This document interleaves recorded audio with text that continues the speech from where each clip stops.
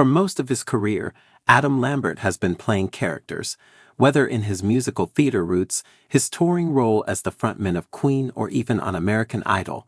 The 42-year-old singer says much of his career has been about performance. But he's ready to change that. I've watched other artists express this very real, authentic part of themselves over the last few years. He tells Billboard, "Now it's my turn." Quavo celebrates White X Cognac launch with Carbone NYC party. "I'm a real trendsetter." 6/8/2024. Lambert's new solo EP Afters, due out July 19, sees the singer embracing a new, dance-focused sound to talk about sex, desire, and romance in a more honest way than he ever has before. The first pair of singles off the project, Lou and Wet Dream, both due out Friday, May 31, give audiences a glimpse of what the singer has in store for them, with Lambert's rock-inspired sound swapped out for pounding club beats and uncensored lyrics. Trending on Billboard. "I wanted to make a project that felt like the kind of music I listen to with my friends, talking about the things I talk about with my friends," Lambert explains. "Sometimes the things get a little naughty, and I wanted to capture that energy." Below, Lambert breaks down the inspirations behind his new project, what it means to be rediscovering himself 15 years into his career, and how advancements for LGBTQ artists in the music industry have fundamentally changed the way he approaches music. "Let's talk about your new project, Afters. This is a very different direction that you're taking. Can you tell me a little bit about where the idea for this project came from?" "I've experimented with so many different sorts of directions and genres and sounds over the years. I've done a lot, and for this, I was like, okay, what have I not really done?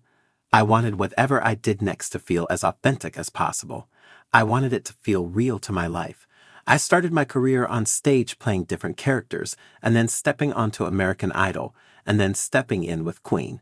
I get to sing the most amazing music and tour the world with them. But it's all serving specific audiences, you know what I mean? And I wanted to do something that sounded like my social life. Here in West Hollywood, I love going out. I love having after parties at my house. I love nightlife. I love dressing up and interacting with people and getting that charged up and flirty feeling with people. So I just was like, I want to capture that energy of sexuality and desire for connection and liberation. And that's the after party." That's an interesting point about you playing roles in your past music career. Was there any trepidation in making this project about fan or industry reactions to this very raw sound? Yeah, there might be some fans out there that might go, "Whoa, what is all this?" and not understand it.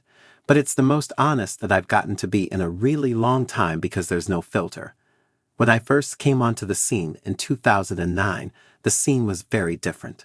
The music industry was very different, and being a gay man in the music industry was uncharted territory in some ways. We had other greats before us in other genres, but doing contemporary pop, I felt like I didn't have anybody else to sort of see as an example in that world. It was a trial and error experience. I had that first single that was kind of sexy, and then the performance where I kissed a guy and I got a big slap on the wrist for it. I had so much support from the industry coming off of Idol, and I think there was this collective sort of gasp and clutching of the pearls at that performance. They didn't turn their back on me, but it felt like the audience took a collective step back. I had to play the game at that point because I wasn't going to lose my opportunity. So I just kept moving forward and doing my thing. And obviously there's a lot more to me than just my sexuality, but that is a big part of who I am. Romance and sex and heartbreak. We see all of our favorite hetero artists sing about all that stuff all the time. So I was always a little frustrated with the double standard early on, because I was like, well, why can't I? The game for a while became me asking how I could push things. I feel like now we're in 2024 and the rules have completely been tossed out the window. It's a totally different playing field. Now, the way people get music and find music is completely different. I think the fact that we can go straight to the listener as an artist changes the politics of all of it. Back in the day, radio was this gatekeeper, and it was like, and if you really wanted to be successful, you had to play the game on the radio. Now that's completely different too. So there are less hurdles you have to jump over. I mean, It's still a bit of a game. You still have to strategize, and you still have to figure out what people like and how they'll respond to things in marketing and all that. But I think that identity politics has become such an important part of an artist's whole package. People are not stupid. They know when someone's being who they are and when they're not. If anything, with this next project, the people that know me will go, oh yeah. The other thing is that in today's world, where we're showing so much more of ourselves with social media, the audience want in on our lives. So in a way, this is a glimpse. This is my experience.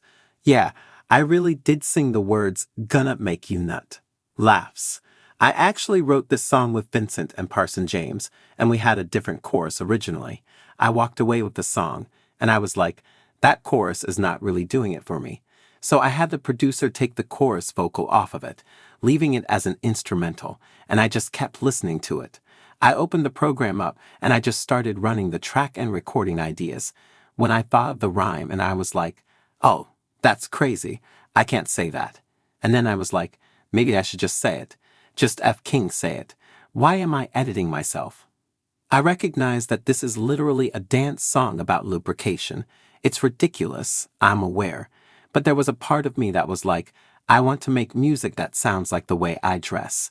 Sonically, like the aesthetic. I want it to sound like how I like to look. Because I've been very inspired by fashion lately, and I keep finding things that are just really weird, and I get inspired by that as well. I also love that you let fans get an early listen of Wet Dream. How closely were you watching the fan reaction to it? How much were you letting that dictate the rest of your release strategy?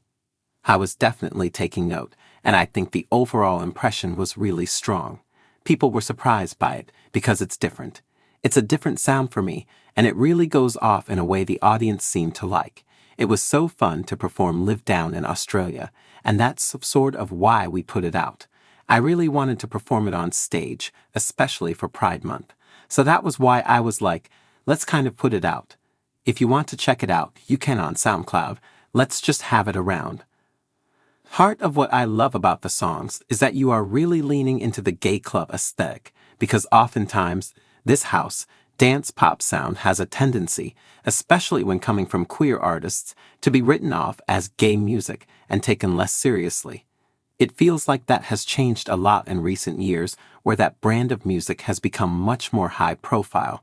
Why do you think that is? That's a really good point, and I actually hadn't thought a lot about that. Even before American Idol, the music that I was listening to in my 20s was a lot of electronic music. It was all dance-eye electronic stuff. To be honest, I don't really listen to classic rock in my free time, but when I auditioned for Idol, it was a lane that I saw opened up for me. And I was like, I can do that. I like classic rock. I think when I first started wearing makeup and heels and all of that, the rock star version of all that was like a way to justify looking that way and wanting to express myself that way. It got me past certain people. I think even artists of those genres, like Freddie Mercury, first and foremost, and Bowie, gave me permission to express myself that way. It made sense for me to go and sing glam rock and classic rock, because that era was such a beautiful expression of men being able to be feminine and messing with gender. It made it feel safer for me to go there. As you get older, you get way more comfortable in your own skin, and you accept everything about yourself. Now I'm just like, this is just who I am. I'm basically a blouse, a feminine top. It's amazing the way that society has shifted, because you go online and you see tons of boys doing makeup tutorials. The idea of expressing yourself in any way, shape, or form, whether it's your feminine side, your masculine side, the queer umbrella, has gone through this prism and expanded. There's so much more visibility on all corners of it right now than there has ever been. That's one reason why I feel like it's just completely blown open, especially when it comes to music. The lineup over the weekend is crazy. When I saw that I'm on the bill with Kesha, it made me smile so hard because we go so far back. When I first got signed to RCA, she was on RCA right after TikTok had come out. We were at a lot of these industry events together, and we just totally clicked. And so it's a pretty full circle moment. I mean, the fact that Kylie's playing on Saturday, it's gonna be a really amazing weekend.